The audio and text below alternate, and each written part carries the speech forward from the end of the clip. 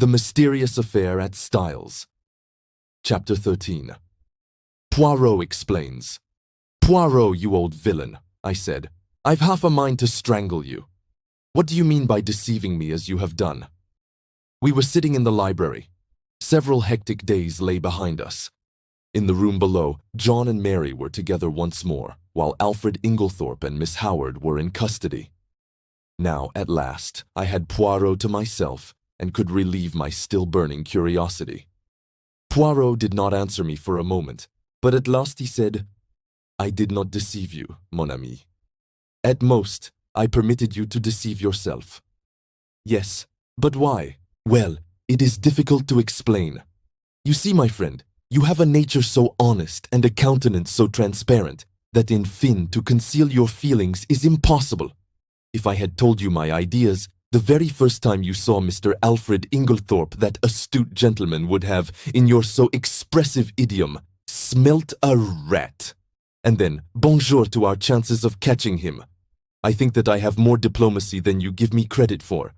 My friend, besot Poirot, I implore you, do not enrage yourself. Your help has been of the most invaluable. It is but the extremely beautiful nature that you have, which made me pause." "Well," I grumbled, a little mollified, "I still think you might have given me a hint." "But I did, my friend. Several hints. You would not take them. Think now, did I ever say to you that I believed John Cavendish guilty?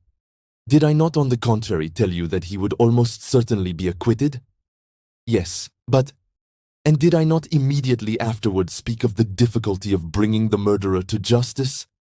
Was it not plain to you that I was speaking of two entirely different persons?" "No," I said, "it was not plain to me." "Then again," continued Poirot, "at the beginning, did I not repeat to you several times that I didn't want Mr. Inglethorpe arrested now? That should have conveyed something to you. Do you mean to say you suspected him as long ago as that?" "Yes. To begin with, whoever else might benefit by Mrs. Inglethorpe's death, her husband would benefit the most. There was no getting away from that. When I went up to Styles with you that first day, I had no idea as to how the crime had been committed, but from what I knew of Mr. Inglethorpe, I fancied that it would be very hard to find anything to connect him with it. When I arrived at the chateau, I realized at once that it was Mrs. Inglethorpe who had burnt the will. And there, by the way, you cannot complain, my friend, for I tried my best to force on you the significance of that bedroom fire in midsummer." Yes, I said impatiently. "Go on." "Well, my friend, as I say, my views as to Mr. Inglethorpe's guilt were very much shaken. There was, in fact, so much evidence against him that I was inclined to believe that he had not done it." "When did you change your mind?" "When I found that the more efforts I made to clear him, the more efforts he made to get himself arrested. Then, when I discovered that Inglethorpe had nothing to do with Mrs. Raikes, and that in fact it was John Cavendish who was interested in that quarter, I was quite sure." "But why?" "Simply this. If it had been Inglethorpe who was carrying on an intrigue with Mrs. Raikes, his silence was perfectly comprehensible. But when I discovered that it was known all over the village that it was John who was attracted by the farmer's pretty wife, his silence bore quite a different interpretation.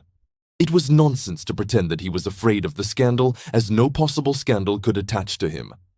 This attitude of his gave me furiously to think, and I was slowly forced to the conclusion that Alfred Inglethorpe wanted to be arrested. Eh bien, from that moment, I was equally determined that he should not be arrested. Wait a minute. I don't see why he wished to be arrested. Because, mon ami, it is the law of your country that a man once acquitted can never be tried again for the same offense. Aha! But it was clever, his idea. Assuredly, he is a man of method. See here, he knew that in his position he was bound to be suspected, so he conceived the exceedingly clever idea of preparing a lot of manufactured evidence against himself. He wished to be arrested. He would then produce his irreproachable alibi, and hey presto, he was safe for life. But I still don't see how he managed to prove his alibi, and yet go to the chemist's shop." Poirot stared at me in surprise. "Is it possible?" "My poor friend, you have not yet realized that it was Miss Howard who went to the chemist's shop?" "Miss Howard?" But certainly. Who else? It was most easy for her. She is of a good height. Her voice is deep and manly. Moreover, remember, she and Inglethorpe are cousins, and there is a distinct resemblance between them, especially in their gait and bearing. It was simplicity itself. They are a clever pair. I am still a little fogged as to how exactly the bromide business was done, I remarked. Bon, I will reconstruct for you as far as possible. I am inclined to think that Miss Howard was the mastermind in that affair. You remember her once mentioning that her father was a doctor. Possibly she dispensed his medicines for him, or she may have taken the idea from one of the many books lying about when Mademoiselle Cynthia was studying for her exam. Anyway, she was familiar with the fact that the addition of a bromide to a mixture containing strychnine would cause the precipitation of the latter. Probably the idea came to her quite suddenly. Mrs. Inglethorpe had a box of bromide powders, which she occasionally took at night. What could be easier than quietly to dissolve one or more of those powders in Mrs.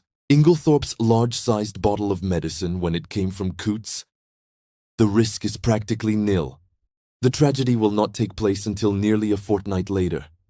If anyone has seen either of them touching the medicine, they will have forgotten it by that time. Miss Howard will have engineered her quarrel and departed from the house. The lapse of time and her absence will defeat all suspicion. Yes, it was a clever idea. If they had left it alone, it is possible the crime might never have been brought home to them. But they were not satisfied. They tried to be too clever, and that was their undoing. Poirot puffed at his tiny cigarette, his eyes fixed on the ceiling. They arranged a plan to throw suspicion on John Cavendish by buying strychnine at the village chemist's and signing the register in his handwriting. On Monday, Mrs. Inglethorpe will take the last dose of her medicine. On Monday, therefore, at 6 o'clock, Alfred Inglethorpe arranges to be seen by a number of people at a spot far removed from the village. Miss Howard has previously made up a cock-and-bull story about him and Mrs. Raikes to account for his holding his tongue afterwards. At 6 o'clock, Miss Howard, disguised as Alfred Inglethorpe, enters the chemist's shop, with her story about a dog, obtains the strychnine, and writes the name of Alfred Inglethorpe in John's handwriting, which she had previously studied carefully. But as it will never do if John, too, can prove an alibi, she writes him an anonymous note, still copying his handwriting, which takes him to a remote spot where it is exceedingly unlikely that anyone will see him. So far, all goes well. Miss Howard goes back to Middlingham. Alfred Inglethorpe returns to Styles. There is nothing that can compromise him in any way, since it is Miss Howard who has the strychnine, which, after all, is only wanted as a blind to throw suspicion on John Cavendish. But now a hitch occurs. Mrs. Inglethorpe does not take her medicine that night.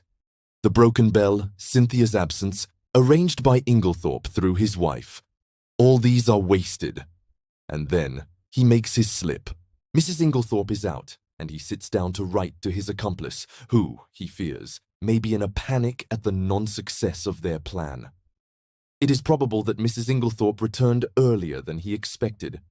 Caught in the act, and somewhat flurried, he hastily shuts and locks his desk. He fears that if he remains in the room, he may have to open it again, and that Mrs. Inglethorpe might catch sight of the letter before he could snatch it up.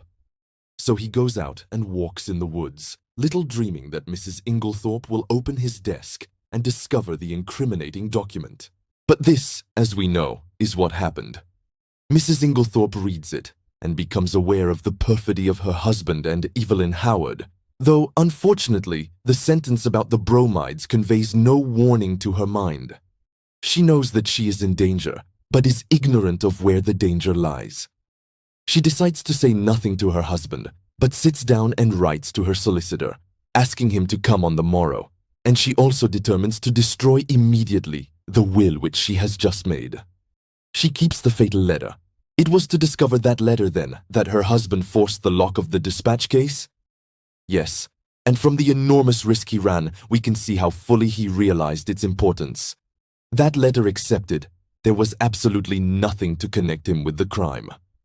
There's only one thing I can't make out. Why didn't he destroy it at once when he got hold of it?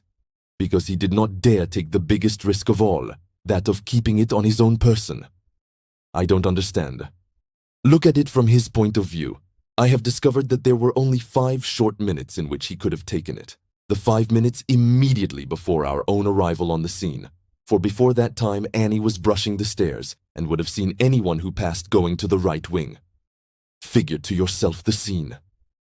He enters the room, unlocking the door by means of one of the other door keys. They were all much alike. He hurries to the dispatch case. It is locked, and the keys are nowhere to be seen. That is a terrible blow to him, for it means that his presence in the room cannot be concealed as he had hoped. But he sees clearly that everything must be risked for the sake of that damning piece of evidence. Quickly, he forces the lock with a penknife and turns over the papers until he finds what he is looking for. But now a fresh dilemma arises. He dare not keep that piece of paper on him. He may be seen leaving the room. He may be searched. If the paper is found on him, it is certain doom. Probably at this minute, too, he hears the sounds below of Mr. Wells and John leaving the boudoir. He must act quickly. Where can he hide this terrible slip of paper?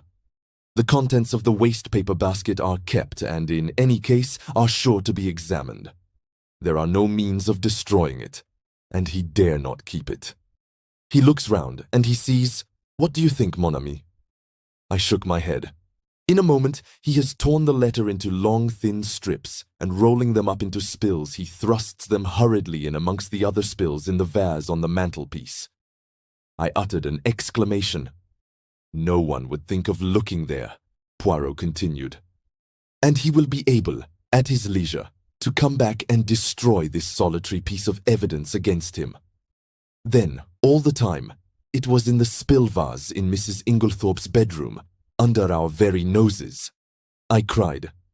Poirot nodded. Yes, my friend. That is where I discovered my last link, and I owe that very fortunate discovery to you. To me? Yes. Do you remember telling me that my hand shook as I was straightening the ornaments on the mantelpiece? Yes, but I don't see. No, but I saw. Do you know, my friend, I remembered that earlier in the morning, when we had been there together, I had straightened all the objects on the mantelpiece. And if they were already straightened, there would be no need to straighten them again, unless in the meantime someone else had touched them. Dear me, I murmured. So that is the explanation of your extraordinary behavior. You rushed down to Styles and found it still there. Yes, and it was a race for time. But I still can't understand why Inglethorpe was such a fool as to leave it there when he had plenty of opportunity to destroy it. Ah, but he had no opportunity. I saw to that. You? Yes. Do you remember reproving me for taking the household into my confidence on the subject? Yes. Well, my friend, I saw there was just one chance. I was not sure then if Inglethorpe was the criminal or not, but if he was, I reasoned that he would not have the paper on him, but would have hidden it somewhere, and by enlisting the sympathy of the household, I could effectually prevent his destroying it. He was already under suspicion, and by making the matter public, I secured the services of about 10 amateur detectives, who would be watching him unceasingly, and being himself aware of their watchfulness, he would not dare seek further to destroy the document. He was therefore forced to depart from the house, leaving it in the spill vase. But surely Miss Howard had ample opportunities of aiding him. Yes, but Miss Howard did not know of the paper's existence. In accordance with their prearranged plan, she never spoke to Alfred Inglethorpe. They were supposed to be deadly enemies, and until John Cavendish was safely convicted, they neither of them dared risk a meeting. Of course, I had a watch kept on Mr. Inglethorpe, hoping that sooner or later he would lead me to the hiding place. But he was too clever to take any chances. The paper was safe where it was. Since no one had thought of looking there in the first week, it was not likely they would do so afterwards. But for your lucky remark, we might never have been able to bring him to justice. I understand that now. But when did you first begin to suspect Miss Howard? When I discovered that she had told a lie at the inquest about the letter she had received from Mrs. Inglethorpe. Why, what was there to lie about? You saw that letter? Do you recall its general appearance? Yes, more or less. You will recollect then that Mrs. Inglethorpe wrote a very distinctive hand and left large clear spaces between her words. But if you look at the date at the top of the letter, you will notice that July 17th is quite different in this respect. Do you see what I mean? No, I confessed, I don't. You do not see that that letter was not written on the 17th, but on the 7th, the day after Miss Howard's departure? The 1 was written in before the 7 to turn it into the 17th. But why? That is exactly what I asked myself. Why does Miss Howard suppress the letter written on the 17th and produce this faked one instead? Because she did not wish to show the letter of the 17th. Why? Again? And at once a suspicion dawned in my mind. You will remember my saying that it was wise to beware of people who were not telling you the truth. And yet, I cried indignantly, after that, you gave me 2 reasons why Miss Howard could not have committed the crime. And very good reasons too, replied Poirot. For a long time they were a stumbling block to me, until I remembered a very significant fact, that she and Alfred Inglethorpe were cousins. She could not have committed the crime single-handed, but the reasons against that did not debar her from being an accomplice. And then there was that rather over-vehement hatred of hers. It concealed a very opposite emotion. There was, undoubtedly, a tie of passion between them long before he came to Styles. They had already arranged their infamous plot that he should marry this rich but rather foolish old lady, induce her to make a will leaving her money to him, and then gain their ends by a very cleverly conceived crime.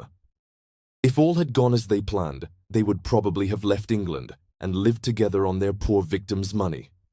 They are a very astute and unscrupulous pair. While suspicion was to be directed against him, she would be making quiet preparations for a very different denouement. She arrives from Middlingham with all the compromising items in her possession. No suspicion attaches to her. No notice is paid to her coming and going in the house. She hides the strychnine and glasses in John's room. She puts the beard in the attic. She will see to it that sooner or later they are duly discovered. I don't quite see why they tried to fix the blame on John, I remarked. It would have been much easier for them to bring the crime home to Lawrence. Yes, but that was mere chance. All the evidence against him arose out of pure accident. It must, in fact, have been distinctly annoying to the pair of schemers. His manner was unfortunate, I observed thoughtfully. Yes. You realize, of course, what was at the back of that. No. You did not understand that he believed Mademoiselle Cynthia guilty of the crime? No, I exclaimed, astonished. Impossible. Not at all. I myself nearly had the same idea. It was in my mind when I asked Mr. Wells that first question about the will. Then there were the bromide powders which she had made up, and her clever male impersonations, as Dorcas recounted them to us. There was really more evidence against her than anyone else. You are joking, Poirot. No. Shall I tell you what made Monsieur Lawrence turn so pale when he first entered his mother's room on the fatal night? It was because, whilst his mother lay there, obviously poisoned, he saw over your shoulder that the door into Mademoiselle Cynthia's room was unbolted. But he declared that he saw it bolted, I cried. Exactly, said Poirot dryly. And that was just what confirmed my suspicion that it was not. He was shielding Mademoiselle Cynthia. But why should he shield her? Because he is in love with her. I laughed. There, Poirot, you are quite wrong. I happen to know for a fact that, far from being in love with her, he positively dislikes her. Who told you that, mon ami? Cynthia herself. La pauvre petite. And she was concerned? She said that she did not mind at all. Then she certainly did mind very much, remarked Poirot. They are like that, les femmes. What you say about Lawrence is a great surprise to me, I said. But why? It was most obvious. Did not Monsieur Lawrence make the sour face every time Mademoiselle Cynthia spoke and laughed with his brother? He had taken it into his long head that Mademoiselle Cynthia was in love with Monsieur John. When he entered his mother's room and saw her obviously poisoned, he jumped to the conclusion that Mademoiselle Cynthia knew something about the matter. He was nearly driven desperate. First he crushed the coffee cup to powder under his feet, remembering that she had gone up with his mother the night before, and he determined that there should be no chance of testing its contents. Thenceforward, he strenuously and quite uselessly upheld the theory of death from natural causes. And what about the extra coffee cup? I was fairly certain that it was Mrs. Cavendish who had hidden it, but I had to make sure. Monsieur Lawrence did not know at all what I meant, but on reflection, he came to the conclusion that if he could find an extra coffee cup anywhere, his lady love would be cleared of suspicion. And he was perfectly right. One thing more. What did Mrs. Inglethorpe mean by her dying words? They were, of course, an accusation against her husband. Dear me, Poirot, I said with a sigh.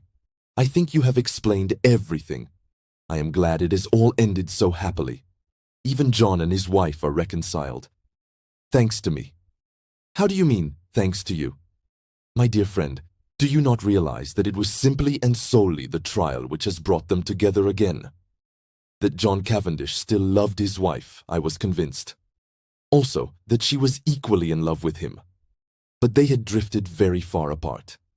It all arose from a misunderstanding. She married him without love. He knew it. He is a sensitive man in his way. He would not force himself upon her if she did not want him. And as he withdrew, her love awoke. But they are both unusually proud, and their pride held them inexorably apart. He drifted into an entanglement with Mrs. Raikes, and she deliberately cultivated the friendship of Dr. Bauerstein. Do you remember the day of John Cavendish's arrest, when you found me deliberating over a big decision? Yes, I quite understood your distress. Pardon me, mon ami, but you did not understand it in the least.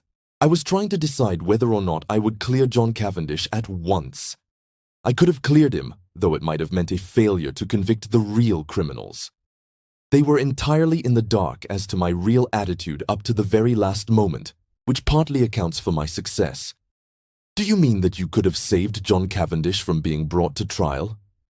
Yes, my friend, but I eventually decided in favor of a woman's happiness. Nothing but the great danger through which they have passed could have brought these two proud souls together again. I looked at Poirot in silent amazement. The colossal cheek of the little man. Who on earth but Poirot would have thought of a trial for murder as a restorer of conjugal happiness? I perceive your thoughts, mon ami, said Poirot, smiling at me. No one but Hercule Poirot would have attempted such a thing. And you are wrong in condemning it. The happiness of one man and one woman is the greatest thing in all the world. His words took me back to earlier events. I remembered Mary as she lay white and exhausted on the sofa, listening. There had come the sound of the bell below. She had started up. Poirot had opened the door, and meeting her agonized eyes had nodded gently. Yes, madame, he said. I have brought him back to you. He had stood aside, and as I went out I had seen the look in Mary's eyes, as John Cavendish had caught his wife in his arms. Eh, perhaps you are right, Poirot, I said gently. Yes, it is the greatest thing in the world. Suddenly, there was a tap at the door, and Cynthia peeped in. I only. Come in, I said, springing up. She came in, but did not sit down. I only wanted to tell you something. Yes? Cynthia fidgeted with a little tassel for some moments, then, suddenly exclaiming, You dears! Kissed first me and then Poirot, and rushed out of the room again. What on earth does this mean? I asked, surprised. It was very nice to be kissed by Cynthia, but the publicity of the salute rather impaired the pleasure. It means that she has discovered Monsieur Lawrence does not dislike her as much as she thought, replied Poirot philosophically. But here he is. Lawrence at that moment passed the door. Monsieur Lawrence, called Poirot. We must congratulate you, is it not so? Lawrence blushed, and then smiled awkwardly. A man in love is a sorry spectacle. Now Cynthia had looked charming. I sighed. What is it, mon ami? Nothing, I said sadly. They are two delightful women. And neither of them is for you? Finished Poirot. Never mind. Console yourself, my friend. We may hunt together again, who knows? And then,